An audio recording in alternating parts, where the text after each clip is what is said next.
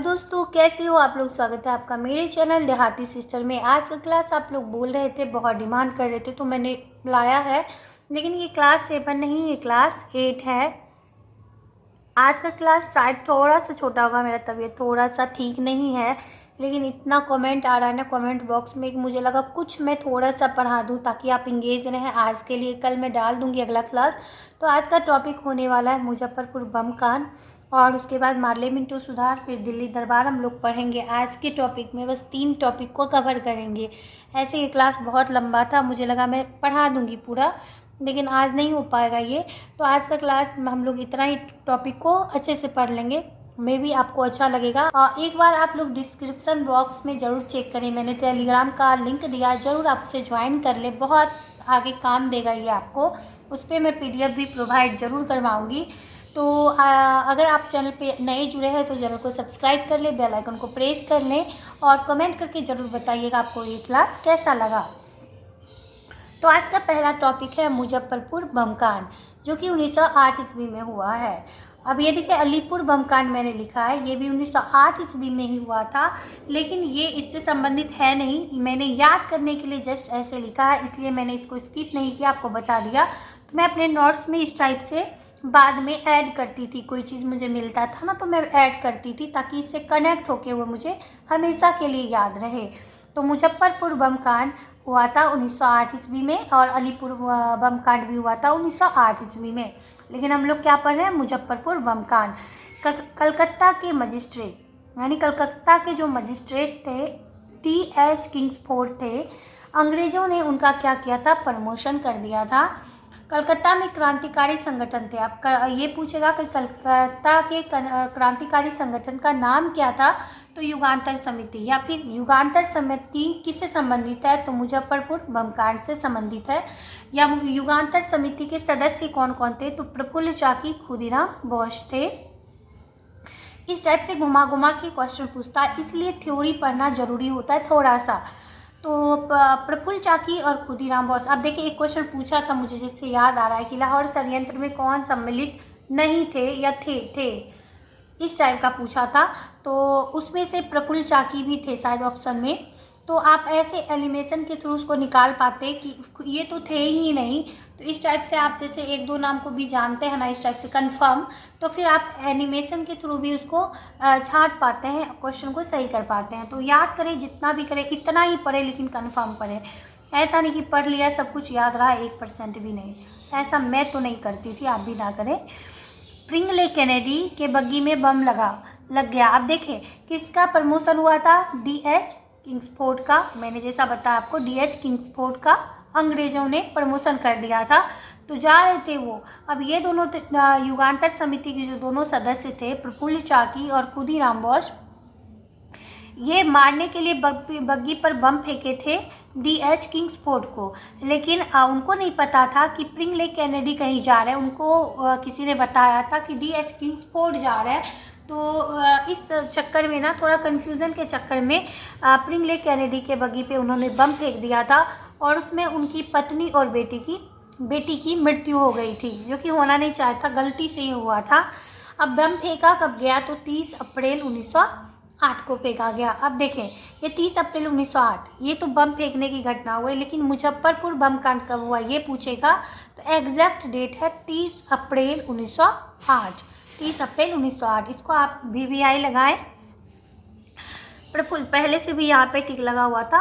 प्रफुल्ल चाकी ने स्वयं को गोली मार लिया। अब क्या हुआ, दोनों यहाँ पे प्रफुल्ल चाकी और खुदीराम बोस वहाँ से भागे, बम लग गया, उनकी मृत्यु हो गई, तो वो वहाँ से निकले। भागते भागते प्रफुल्ल चाकी को लगा कि अब ना मुझे अंग्रेज़ पकड़ लेंगे और ये यातना देंगे मुझे, बहुत मुश्किल होता है। फिर वो उनके हाथ से नहीं मरना चाहते थे, इसलिए उन्होंने क्या किया, स्वयं को गोली मार ली। अब खुदीराम बोस भागते रहे, आगे भागते भागते वैनी रेलवे स्टेशन पर गिरफ्तार हो गए। जब वो वैनी रेलवे, थोड़ा सा मैं कहानी इसका बताती हूँ। जब खुदीराम बोस वैनी रेलवे स्टेशन पहुँचे ना, तो स्टेशन पे बहुत लोग होते हैं, तो ऐसे ही लोग अपने में बात कर रहे थे, ये छुप के बैठे हुए थे वहीं पे। तो जैसे ही कोई बोला उधर से, जैसे कैसे होता है स्टेशन पे हम लोग बात करते हैं, तो बात करने के क्रम में स्टेशन पे ही कोई आदमी बोला कि अरे D.H. किंग्सफोर्ड बच गए, प्रिंगले कैनेडी की पत्नी और बेटी की मृत्यु हो गई। जैसे ही इन्होंने सुना ना ये चीज़, तो इनको आश्चर्य हुआ। इन्होंने बोला क्या D.H. किंग्सफोर्ड बच गए? तो इससे ना लोगों को वहाँ पे थोड़ा सा इन पे डाउट हुआ कि ऐसा इसने क्यों बोला। तो उन लोगों ने क्या किया, इनके बारे में थाने में खबर कर दी कि मुझे इन पे शक हो रहा है, क्या पता यही इससे संबंधित थे। तो वहीं पे आकर उनको खुदीराम बोस को रेलवे स्टेशन पर, वैनी रेलवे स्टेशन पर गिरफ्तार कर लिया गया था। बस इनके बोलने के तरीके से, क्योंकि किसी को भी, आप देखें इनको कैसे पता कि वो बच गया, मतलब क्या जो प्रश्नवाचक लगा ना, तो उनको आश्चर्य वाला, तो लोगों को डाउट हुआ, इसी कारण ये गिरफ्तार भी हुए थे। फांसी की सज़ा होती है। अब देखें, ये मुझे कहानी मेरे क्लास में बताया गया था, लिखा हुआ नहीं है, लेकिन कुछ चीज़ होता है ना जो कहानी के माध्यम से इंसानों को याद रह जाता है, तो ऐसे ही पढ़ना चाहिए इंसान को। फांसी की सज़ा होती है किसको? खुदीराम बोस को। 11 अगस्त 1908 को, इसको भी आप VVI लगाएं, ये बहुत इंपॉर्टेंट है। खुदीराम बोस को फांसी कब लगी? तो 11 अगस्त 1908 को इनको मुजफ्फरपुर सेंट्रल जेल में इनको फांसी की सज़ा दी गई थी। अभी उस जेल का नाम, अब आपको ये पूछेगा कि मुजफ्फरपुर सेंट्रल जेल का नाम अभी में क्या है, तो ना अभी खुदीराम सेंट्रल जेल है। Pusa road Pusa road station Samastipur Waini में, ये इनका एड्रेस है। ये ना एड्रेस है जेल का। आज मेरा दिमाग थोड़ा काम नहीं कर रहा है, मेरा तबीयत बिल्कुल ही भी अच्छा नहीं है, मैं छोटा क्लास ही इसको रखूँगी। अगला टॉपिक होगा मार्ले मिंटो सुधार, जो कि 1909 में हुआ है। बहुत इंपॉर्टेंट टॉपिक है, बहुत ज़्यादा। पहला तो क्वेश्चन यही बनता है कि मार्ले मिंटो सुधार कब हुआ था? तो 1909 ईस्वी में हुआ था। उस समय भारत के राज्य सचिव कौन थे? मार्ले, ये इंपॉर्टेंट है।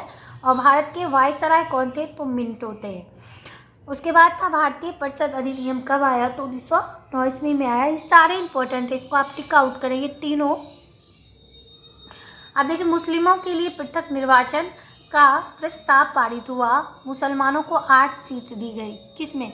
मार्ले मिंटो सुधार में ही मुसलमानों को 1909 ईस्वी में ही मुसलमानों को पृथक निर्वाचन सीट दिया गया, उनका प्रस्ताव पारित हुआ था।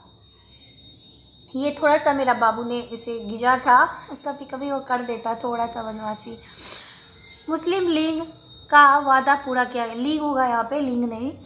मुस्लिम लीग का वादा पूरा किया गया। सांप्रदायिकता का बीज, यानी सांप्रदायिकता का बीज कब अपनाया गया? तो 1909 के मार्ले मिंटो सुधार में अपनाया गया था। ये सब बाद में मैंने लिखा है।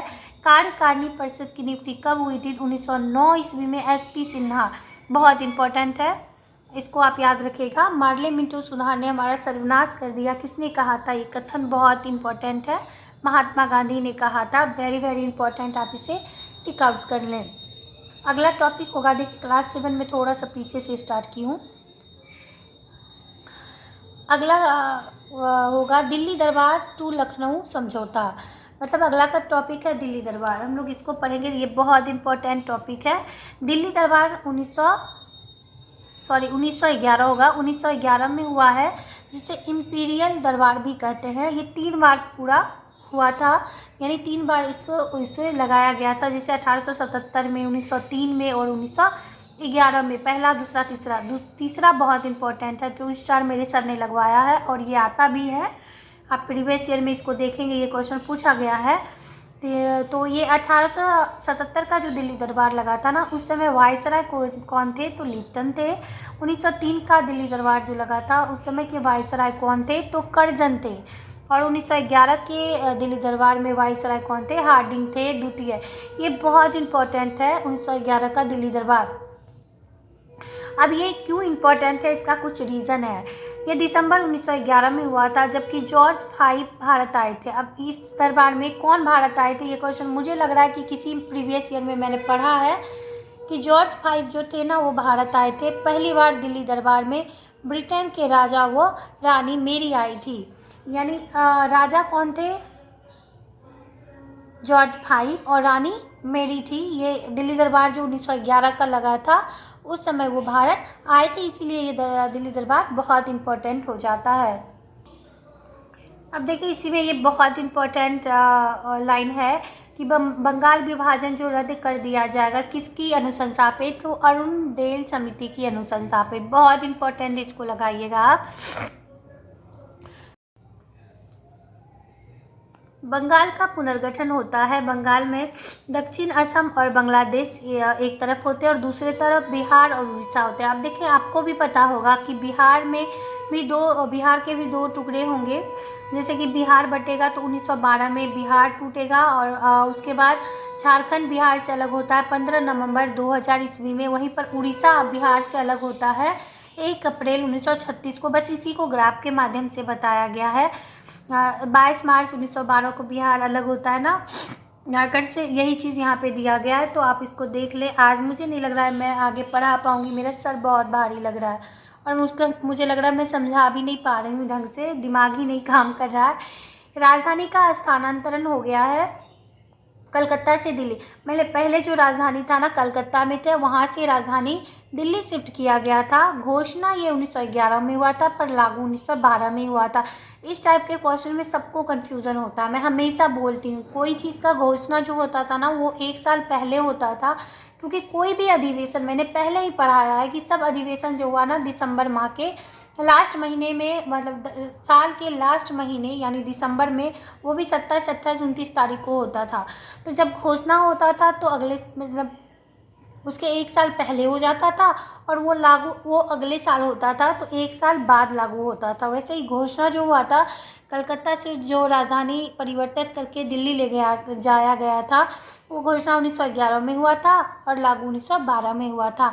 आज का क्लास मैं यहीं पे ख़त्म कर देती हूँ। थोड़ा सा मैंने कोशिश किया, मुझे लगा कि मैं पढ़ा दूँगी, लेकिन सच बता रही हूँ मैं बोल नहीं पा रही हूँ। मेरा सर भारी है और मेरा तबीयत थोड़ा सा ख़राब है। तो आई होप आप लोग समझेंगे, आप मैनेज करेंगे। मैं कल इसको ज़रूर पूरा करवा दूँगी। आज का क्लास मैं यहीं पे ख़त्म कर रही हूँ। Thank you so much video में बने रहने के लिए। चैनल को सब्सक्राइब करें, लाइक करें, शेयर करें और प्लेलिस्ट ज़रूर चेक करें।